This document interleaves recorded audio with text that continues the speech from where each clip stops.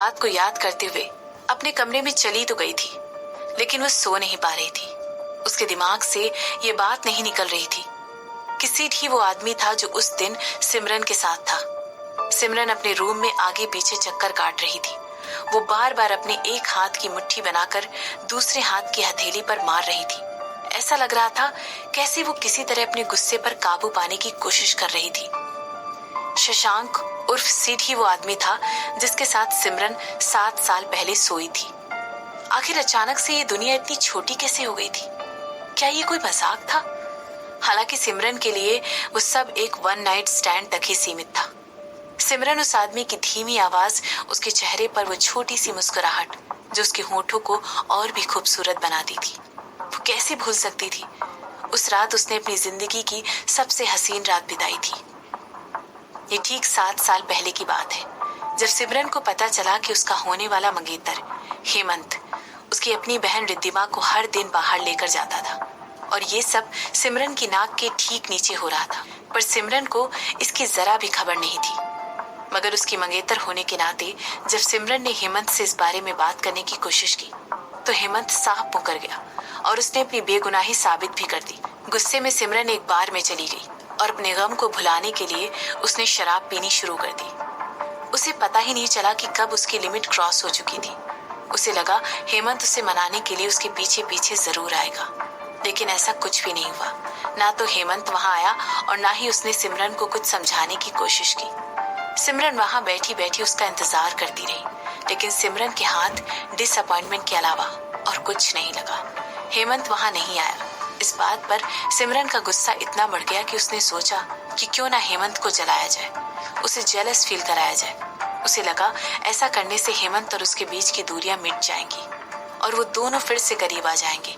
इसीलिए सिमरन ने सोचा कि किसी ऐसे आदमी को ढूंढा जाए जो उसके साथ बार में डांस फ्लोर पर खूब नाचे।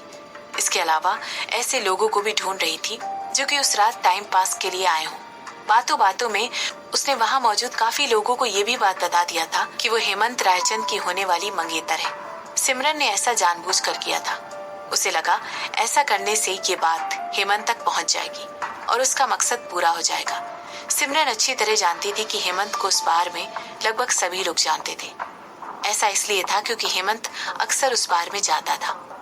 अपने भोलेपन में सिमरन ने सोचा कि एक बार हेमंत के कानों तक उसके उस बार में अनजान आदमियों के साथ नाचने की खबर पहुंचेगी तो हेमंत सब कुछ छोड़ छाड़ कर सिमरन के लिए बाहर तक भागा चला आएगा और इस तरह उसको एहसास हो जाएगा कि सिमरन उसके लिए कितनी जरूरी है। और हो सकता है इसके बाद उसे सिमरन की कदर होने लगे और वो फिर कभी सिमरन के साथ ऐसा बर्ताव करने के बारे में सोचे भी नहीं। सिमरन को लगा कि इस तरह हेमंत को सिमरन के लिए अपने प्यार का एहसास हो जाएगा। कम से कम और कुछ नहीं तो हेमंत सिमरन को अपनी और उसकी इज्जत बचाने के लिए ही बार से बाहर लेकर आ जाएगा। बेशक ये सब कुछ सिर्फ सिमरन की इमेजिनेशन थी, ऐसी सोच जिसे वो चाहती थी कि पूरी हो जाए। कितनी भोली थी वो। ये सब कुछ सोचते हुए सिमरन ने पूरे बारे में अपनी आंखें घुमाई और उसकी आंखें जाकर एक हैंडसम आदमी पर टिक गई। वो आदमी सिमरन के बगल की टेबल पर ही बैठा हुआ था। सिमरन को लगा कि उसकी किस्मत बड़ी तेज है, क्योंकि जिस तरह इतनी देर से वो आदमी सिमरन को एकटक देखे जा रहा था, उससे तो यही लग रहा था कि वो भी सिमरन में इंटरेस्टेड है। सिमरन ने अपने आप को इस प्लान के लिए मानसिक तौर पर प्रिपेयर किया।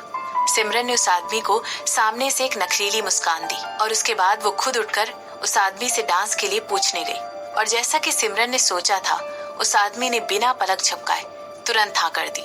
सब कुछ ठीक चल रहा था। दोनों का डांस बिल्कुल आम लोगों की तरह सिंपल था, मगर सिमरन को लगा कि उसे चीजों को थोड़ा स्पाइस अप कर देना चाहिए। उसे लगा कि ऐसा करने से जब हेमंत वहां आएगा तो उसे डांस फ्लोर पर एक अलग ही नजारा देखने को मिलेगा। सिमरन को नहीं पता था कि वो क्या वजह थी जिसे सोचकर उसके अंदर ये सब करने के लिए इतनी हिम्मत आ गई थी। ऐसा लग रहा था कि उसके अंदर किसी ने लिक्विड एड्रेनलिन उसके अंदर डाल दी हो, जैसे उसे किसी ने इतना भारी नशा करवा दिया हो जिससे उसकी सोचने समझने की शक्ति ही खत्म हो गई हो। उसे ऐसा लग रहा था कि उसका खुद पर से कंट्रोल छूटता जा रहा है और उसकी सारी दबी हुई भावनाएं बाहर आने लगी। सिमरन के अंदर अचानक बहुत हिम्मत आ गई थी। हमेशा छुई मुई सी रहने वाली सिमरन अचानक से बोल्ड बन गई थी। उसने अपने साथ डांस कर रहे आदमी को सिड्यूस करना शुरू कर दिया। उसी समय सिमरन को लगा जैसे उसके अंदर कोई आग भर गई हो। ऐसा उसके साथ कभी भी नहीं हुआ था। यहाँ तक कि हेमंत को देखकर भी सिमरन को कभी ऐसी फीलिंग नहीं आई थी। सिमरन को ऐसा लगा कि जितना ज्यादा वो उस आदमी के साथ डांस कर रही है, उतना ही ज्यादा वो उसकी तरफ खींचती चली जा रही है। ऐसा लग रहा था कि न जाने उस आदमी में ऐसा क्या था जिसकी वजह से सिमरन उसकी तरफ अट्रैक्ट होती चली जा रही थी। ऐसा लग रहा था कि वो दोनों एक दूसरे के लिए ही बने हैं, बिल्कुल एक जिक्सॉ पजल की तरह। वो एक दूसरे में परफेक्ट फिट हो रहे थे। वो एक दूसरे को बिल्कुल परफेक्ट तरीके से कॉम्प्लीमेंट कर रहे थे, जबकि वो दोनों एक दूसरे को ठीक तरह से जानते भी नहीं थे। लेकिन जिस तरह वो दोनों डांस कर रहे थे, ऐसा लग रहा था कि दोनों दो जिस्म एक जान हो चुके थे। दोनों को ही एक दूसरे के अंदर से एक अलग ही वाइब आ रही थी, और जैसे ही उनकी बॉडी आपस में अटैच हो रही थी, दोनों को ही एक अलग ही एहसास हो रहा था। सिमरन को ऐसा पहली बार हुआ था।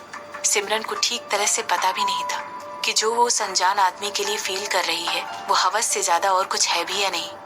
उस आदमी के साथ एक रात गुजारने के बाद अगली सुबह सिमरन चुपचाप उस आदमी के उठने से पहले ही वहां से निकल गई। हालांकि निकलने से पहले वो उस आदमी के लिए उसकी सर्विस के लिए पैसे छोड़ना नहीं भूली थी। सिमरन को पिछली रात बहुत मजा आया। सिमरन को ऐसा लगा जैसे वो आदमी एक ट्रेंड एस्कॉर्ट। इस घटना के एक हफ्ते बाद ही सिमरन एम हॉस्पिटल में चेकअप कराने के लिए अपॉइंटमेंट लिया था। उसे डर था कि कहीं उस आदमी की वजह से उसे एड्स तो नहीं हो गया था, क्योंकि उस रात सिमरन ने जो कुछ भी किया था वो अनप्रोटेक्टेड तरीके से किया था। इसीलिए सिमरन को डर था कि कहीं उसे कोई बीमारी ना हो जाए। पर फॉर्चुनेटली वो आदमी बिल्कुल क्लीन था।